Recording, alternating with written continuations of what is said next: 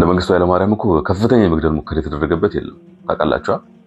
እምልህ አሁን የሀፓውን የምኑን ተዘውትሮ የሚታወቁትን እንተውና ደጋግሜ ከምጠቅሰው የሻምበል ትውልድ መጽሐፍ ላይ አንድ ነገር ላንሳላችሁ። የሲቪል ባለስልጣናትና አንድ ጠባቂያቸው።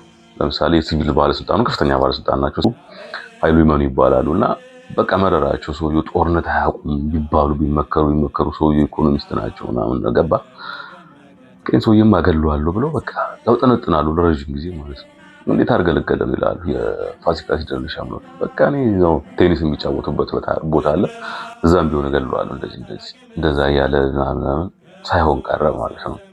መንግስቱ ገመቹ ደግሞ ሻምበል መንግስቱ ገመቹ የእርሳቸው የግል ጠባቂ ናቸው። መንግስቱ ኃይለማርያም በጣም የሚያምኗቸው ማለት ነው። እርሳቸው በቃ መክሯቸዋል፣ ብዙ ጦርነት እንዲያቆሙ እንዲሉ ምናምን አልሰማም ብለዋል።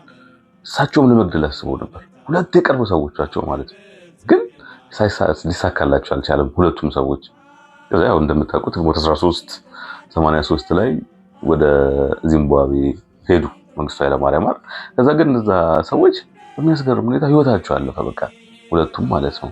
እና አንዳንዴ ቀንህ ስላልደረሰ ይሆን ግን ይህን መጽሐፍ ዛሬም በተገኘበት ይነበብ።